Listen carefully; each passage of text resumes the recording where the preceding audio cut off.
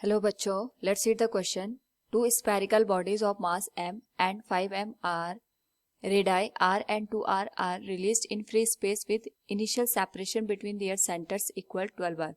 If they attract each other due to gravitational force only, then the distance covered by the smaller body before collision is, here we have given 4 options. Now to discuss this question, first of all we will use here the key concept. And here the key concept is gravitational force. Now जब भी हम बात करते हैं gravitational force की, it is due to the mass between two bodies जो एक दूसरे को यहाँ पे अट्रैक्ट करते हैं. नाउ यहाँ पे हमें दो मासेस गिवन है. एक का जो मास गिवन है दैट इज 5m और दूसरे का मास हमें गिवन है यहाँ पे m. एक की रेडियस हमें दे रखी है यहाँ पे 2r और दूसरे की रेडियस हमें गिवन है यहाँ पे r के बराबर. नाउ अगर हम इनकी इनिशियल डिस्टेंस को देखेंगे between their center it is 12r. But अगर हम केवल इसके यहाँ पे बात करेंगे सरफेस टू सरफेस के बीच की distance, it will be 9r. यानी अगर हम इस डिस्टेंस को यहाँ पे मेजर करें इट विल बी 9r, क्योंकि 12r तो टोटल सेंटर से सेंटर के बीच की डिस्टेंस है. 2r प्लस r, इनकी रेडियस को अगर हम माइनस कर दें यहाँ पे, we will get the distance between the surface to we will get the distance between the surface to surface, that will be 9r. Now यहाँ पे हमारे पास जो masses given है इनके बीच में only gravitational force काम कर रहा है. So we can say here gravitational force is given by F equals G into 5m into m divided by distance between the centers of the given masses. इसका square हो जाएगा. Now अगर हम यहाँ पे देखें जो हमारे पास फोर्स होता है it depends upon the mass. तो यहाँ से हम एक और चीज पता कर सकते हैं कि जो हमारे पास फोर्स होता है it is given as mass into acceleration, और वी कैन राइट हियर जो मास की वैल्यू हो जाएगी with respect to acceleration, we can write it acceleration equals force divided by mass. तो अगर हम यहाँ पे देखें ग्रेविटेशनल फोर्स के केस में जितना फोर्स 5m m पे लगाएगा उतना ही फोर्स हमारे पास यहाँ पे m 5m पे प्रोड्यूस करेगा. यानी दोनों केस में हमारे पास जो फोर्स की वैल्यू होगी it will be the same. So we can write here from the given expression जो हमारे पास एक्सेलरेशन होता है it is inversely proportional to the given mass. तो इस केस में अगर हम देखेंगे the acceleration for 5m can be written as a dash. इसकी वैल्यू हो जाएगी हमारे पास यहाँ पे acceleration for 5m will be a dash and acceleration for m will be a double dash. तो अगर हम इन दोनों का रेशियो लें यहाँ पे it will be a dash divided by a double dash. तो जो एक्सेलरेशन होता है it is inversely proportional to mass. तो a डैश के लिए हमारे पास यहाँ पे जो एक्सेलरेशन है it is for 5m. So we can write this ratio as m divided by 5m.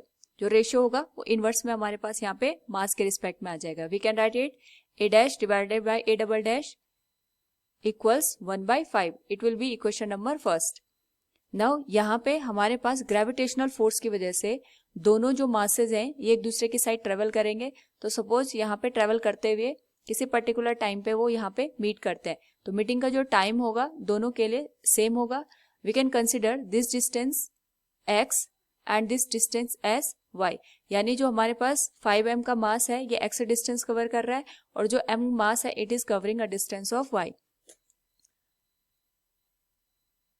Now अगर हम यहाँ पे डिस्टेंस निकालें दोनों ने कितनी कितनी डिस्टेंस कवर की, we can write it the distance covered bye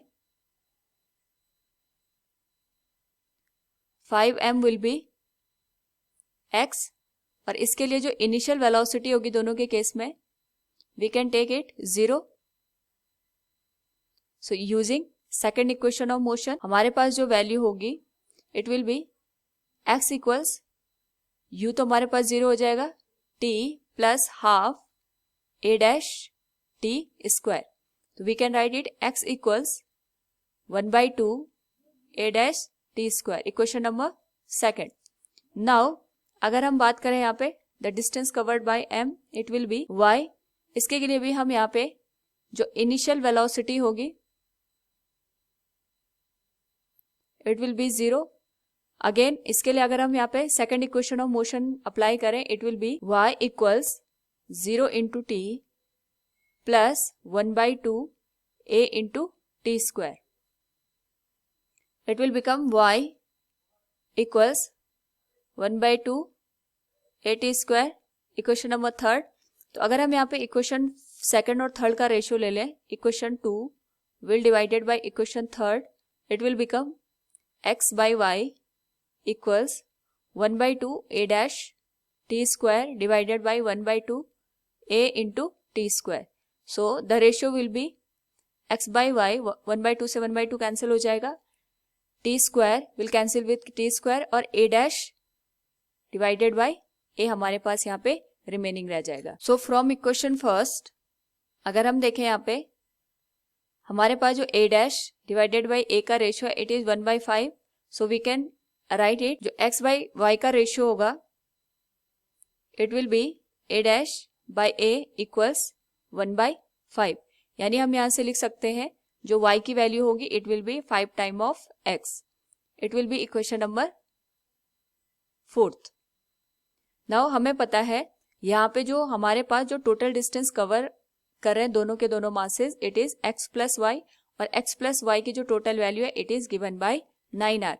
हमारे पास यहाँ पे जो डिस्टेंस कवर्ड होगी it will not be covered by the centre, it will only covered by the surface. So हम यहाँ पे जो डिस्टेंस लेंगे x plus y it will be 9r के बराबर. We can write it equation 5. So from equation fourth and equation 5 अगर हम दोनों को सॉल्व करें it will become x plus y की वैल्यू हम लिखेंगे 5x इक्वल्स 9r. तो यहाँ से वैल्यू हो जाएगी हमारे पास 6x equals 9r and x की वैल्यू हो जाएगी 3r/2. अगर हमारे पास यहाँ पे x की वैल्यू 3r/2 हो गई, the value of y will be 5 into 3/2 into r. This whole value will become 7.5r. यानी हमारे पास जो स्मॉलर मास है that is m, it will cover a distance of 7.5r in this whole process. So from the given question we can say here the distance covered by the smaller body before collision is 7.5r. Option B will be the correct answer. Hope all you understood it. Thank you and best of luck.